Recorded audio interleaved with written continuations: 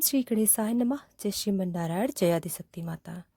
दोस्तों, श्रीमद् भगवद गीता का सार हम आप श्रवण कर रहे हैं। तो आइए, हम पहुँचे हैं अभी दूसरे अध्याय में। तो आइए श्रवण करते हैं इस श्लोक के साथ। मात्रा स्पर्शास्तु कौन्तेय शीतोष्ण सुखद खदाः आगामा पायिनो नित्या संताम स्थितिच्छस्व भारत। हे कुंती पुत्र, सुख तथा दुख का क्षणिक उदय तथा काल क्रम में उनका अंतर ध्यान होना सर्दी तथा गर्मी की ऋतुओं के आने जाने के समान है।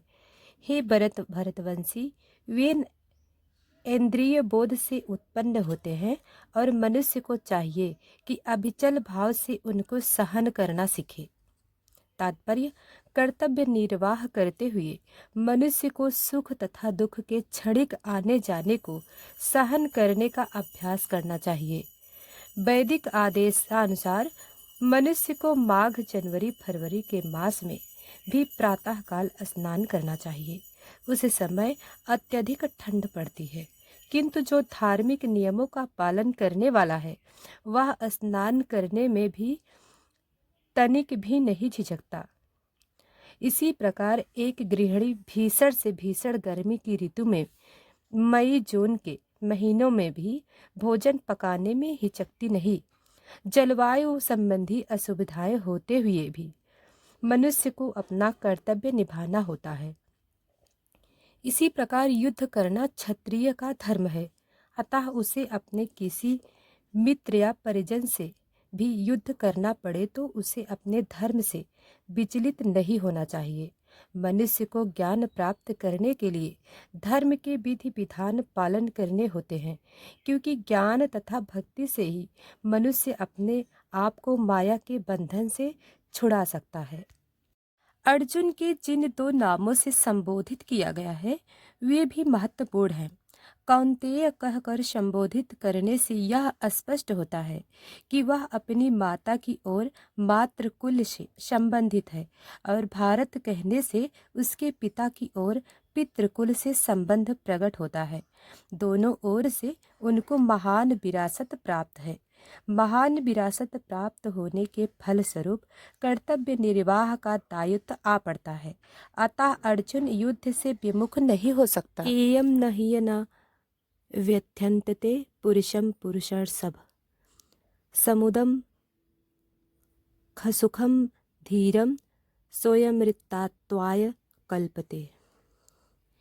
हे पुरुष श्रेष्ठ, अर्जुन जो पुरुष सुख तथा दुख में विचलित नहीं होता और इन दोनों में समभाव रहता है, वह निश्चित रूप से मुक्ति के योग्य है।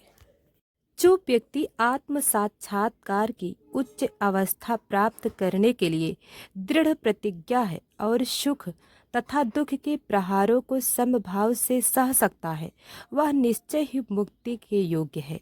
वर्णाश्रम धर्म में चौथी अवस्था अर्थात संन्यास आश्रम कष्टसाध्य अवस्था है, किंतु जो अपने जीवन को सचमुच पूर्ण रूप बनाना चाहता है वह समस्त कठिनाइयों के होते हुए भी संन्यास आश्रम अवश्य ग्रहण करता है।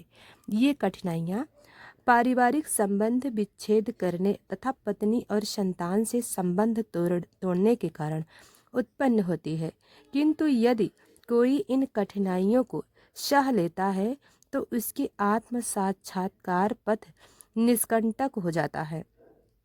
अतः अर्जुन को क्षत्रिय धर्म निर्वाह करने में दृढ़ रहने के लिए कहा जा रहा है, भले ही स्वजनों या अन्य प्रिय व्यक्तियों के साथ युद्ध करना कितना ही दुष्कर क्यों न हो। भगवान चैतन्य 24 वर्ष की अवस्था में ही संन्यास ग्रहण कर लिया था, यद्यपि उन पर आश्रम उनकी तरुण पत्नी तथा वृद्धा माँ की देखभाल करने वाला अन्य कोई न था, तो भी उच्चादर्श के लिए उन्होंने संन्यास ग्रहण किया और उन्होंने अपने कर्तव्य पालन में स्थिर बने रहे। भवबंध से मुक्ति पाने का यही एकमात्र उपाय है। नास्तो विद्यते भावो नाभो विद्यते सता उभयोरपि दृष्टो अंतसत्त्वन्योस्तत्त्वदर्शिभिः। तत्वदर्शियों ने यह निष्कर्ष निकाला है कि असत भौतिक शरीर का तो कोई चिरस्थायित्व नहीं है, किंतु सत आत्मा अपरिवर्तित रहता है। उन्होंने इन दोनों की प्रकृति के अध्ययन द्वारा यह निष्कर्ष निकाला है। तात्पर्य, परिवर्तनशील शरीर का कोई अस्थायित्व नहीं है। आधुनिक चिकित्सा विज्ञान ने भी यह स्वीकार किया है कि विभिन्न कोशिकाओं की क्रिया प्रतिक्रिया द्वारा शरीर प्रतिक्षण बदलता रहता है। इस तरह शरीर में वृद्ध तथा वृद्धावस्था आती है, किंतु शरीर तथा मन में निरंतर परिवर्तन होने पर भी आत्मा अस्थायी रहता है। यही पदार्थ तथा आत्मा का अंतर है। स्वभावतः शरीर नित्य परिवर्तनशील है और आत्मा शाश्वत है। तत्वदर्शियों ने, चाहे वे निर्वेशवादी हो या सगुणवादी, इस निष्कर्म की स्थापना की है। विष्णु पुराण में कहा गया है कि विष्णु तथा उनके धाम स्वयं प्रकाश से प्रकाशित है। सत तथा असत शब्द आत्मा तथा भौतिक पदार्थ के ही द्योतक हैं। सभी तत्वदर्शियों की यह स्थापना है।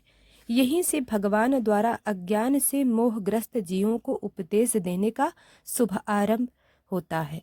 अज्ञान को हटाने के लिए आराधक और आराध्य के बीच पुनः शाश्वत संबंध स्थापित करना होता है और फिर अंश रूप जीवों तथा श्री भगवान के अंतर को समझना होता है। कोई भी व्यक्ति आत्मा के अध्ययन द्वारा परमेश्वर के स्वभाव को समझ सकता है। आत्मा तथा परमात्मा का अंतर अंश और पूर्ण के अंतर के रूप में है। वेदांत सूत्र तथा श्रीमद् भागवत में परमेश्वर को समस्त उद्भवों प्रकाश का मूल माना गया है। ऐसे उद्भवों का अनुभव परा तथा अपरा प्रकृति कर्मों द्वारा किया जाता है। जीव का संबंध परा प्रकृति से है, जैसा कि 7वें अध्याय से स्पष्ट होगा। यदि शक्ति तथा शक्तिमान में कोई अंतर नहीं है, किंतु शक्तिमान को परम माना जाता है और शक्ति या प्रकृति को गौण, अतः हमारे जीव उसी तरह परमेश्वर के सदैव अधीन रहते हैं, जिस तरह सेवक स्वामी की या विष्ट गुरु के अधीन रहता है। अज्ञान अवस्था में ऐसे अस्पष्ट ज्ञान को समझ पाना असंभव है। अतः ऐसे अज्ञान को दूर करने के लिए सदा सर्वदा के लिए जीवों को प्रबुद्ध करने हेतु भगवान श्रीमद् भगवत गीता का उपदेश देते हैं। तो दोस्तों, अभी यह कथा यहीं पर समापन करते हैं। अभी तक वीडियो को लाइक सब्सक्राइब नहीं किया है तो अभी कर लें। धन्यवाद।